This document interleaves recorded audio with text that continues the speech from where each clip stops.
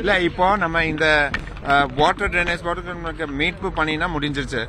ஆனால் இப்போ கூட நிறைய பகுதியில் தண்ணி நிற்குது. ஸோ அந்த இங்கே லேவல் ரொம்ப தாளமான பகுதி இருக்கு. ஸோ இந்த தூத்துக்குடி மாநகரோட எல்லா தண்ணீர் அந்த பக்கலோட வழியாக தான் கடல்ல வடியணும். ஸோ அந்த பக்கலோடையில் ஃபுல்லாக தண்ணி போயிட்டு இருக்கு.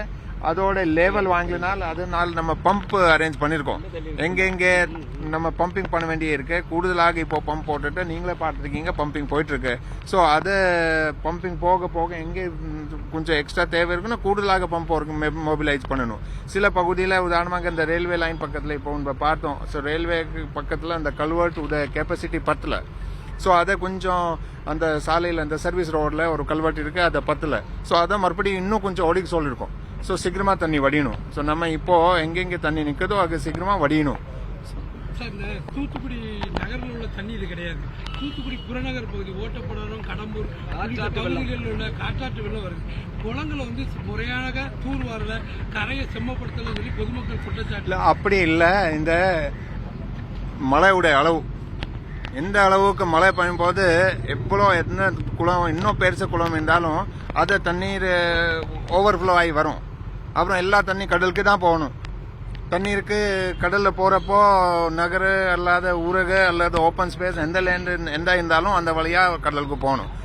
இது ஸோ அது மெயினாக எந்த அளவுக்கு மழை இருந்தது அதனால தான் அந்த ஏகப்பட்ட தண்ணி வர்றது. ஒரு தோராயமாக ஒரு கணக்கு போட்டு பார்த்தோம்.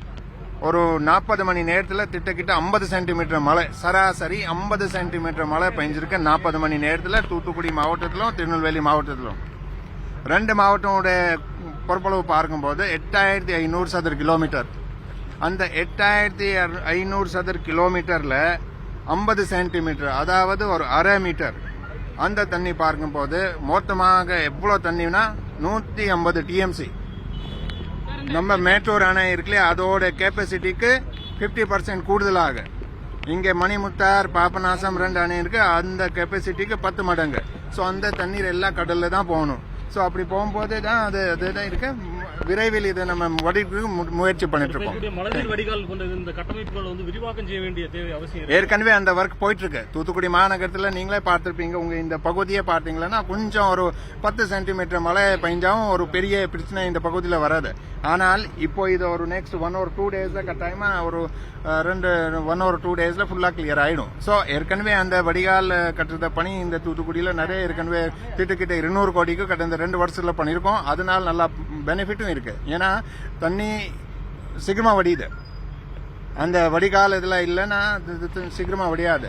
இன்னும் என்னென்ன தேவை இருக்கோ சில பகுதியில் அந்த பகுதி மக்களோட கீழே இருக்கு அப்படின்னா அந்த சில பகுதியில் நம்ம பம்பு பர்மனன்ட் பம்ப் செட்டப் பண்ண வேண்டிய இருக்கு. ஸோ அதெல்லாம் ஆராய்ச்சி ஸ்டடி பண்ணி அதுக்கு தேவையான நடவடிக்கை எடுக்கப்படும். அது நேற்று நீங்க பிரேஸ் அதை பார்த்துருப்பீங்க இல்லையா?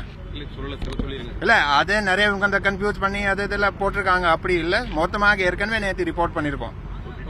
அது ஒரு தூத்துக்குடி மாவட்டத்தில் 22 பேர் 22 டேத் ரிப்போர்ட் ஆயிருக்கு தூத்துக்குடி மாவட்டத்தில். ஆமா, அதுல அந்த சுவர் இடிஞ்சு எலக்ட்ரோக்யூஷன் சிலர் அந்த தண்ணில முழுங்கி இந்த மாதிரி இல்லை சார். அது ஏற்கனவே ஊரக பகுதி போறதுல கணக்கெடுப்பு ஆரம்பிச்சு. அர்பன் பகுதி அதாவது கணக்கெடுப்புனா ஏதோ அந்த பயிருக்கு நஷ்டீடு இருக்கு இந்த மாதிரி பகுதியில தான் நம்ம அதை எடுத்துருக்கோம். நகர பொறுத்தவரையில் அனைத்து மாண்புமிகு முதலமைச்சர் அனௌன்ஸ் பண்ணியிருக்காங்க. அனைத்து அதாவது அந்த ரேஷன் கார்டு அடிப்படையில் தான் நம்ம அந்த நிவாரணம் வழங்கப்படும். அந்த பணி சீக்கிரமா விரைவில் துவங்கப்படும்.